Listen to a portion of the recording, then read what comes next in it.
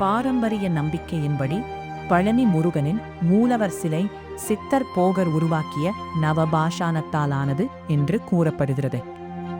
Poker சித்தரின் ஜீவசமாதி பழனி கோவிலுடன் தொடர்புடையதாக பக்தர்கள் நம்புகின்றனர். இது சித்தர் மரபில் முக்கிய இடம் பெற்றுள்ளது. பழனி பஞ்சாமிர்தம் அதன் தனித்துவமான தயாரிப்பு முறையாலும் சுவையாலும் மிகவும் புகழ்பெற்றது. மலைக்கோவிலை அடைய பாரம்பரியமாக 650 படிகள் உள்ளன. பல பக்தர்கள் பக்தியுடன் நடந்து ஏறுகின்றனர்.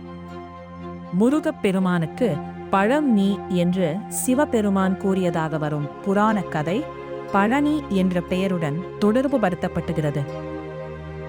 பழனி கோவில் அமைந்துள்ள சிவகிரி மலை இயற்கை அழகும் ஆன்மீக அமைதியும் நிறைந்த இடமாக விளங்குகிறது. மலைக்கு செல்ல பக்தர்களுக்காக ரோப்கார் மற்றும் விஞ்ச் வசதிகள் ஏற்படுத்தப்பட்டுள்ளன. இவை பக்தர்களின் பயணத்தை எளிதாக்குகின்றன. ஒவ்வொரு ஆண்டும் நடைபெறும் தைப்பூசம் திருவிழாவில் லட்சக்கணக்கான பக்தர்கள் காவடி எடுத்தும் விரதம் இருந்தும் வழிபடுகின்றனர்.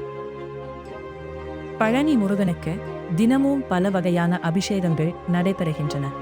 இந்த வழிபாட்டு மரபு பல தலைமுறைகளாக தொடர்ந்து வருகின்றன. பழனி மலையை ஏறி தரிசனம் செய்வது பல பக்தர்களுக்கு ஆழமான ஆன்மீக அனுபவமாக கருதப்படுகிறது. ஆண்டுதோறும் இந்தியா மட்டுமின்றி வெளிநாடுகளிலிருந்தும் ஏராளமானோர் வருகை தருகின்றனர்.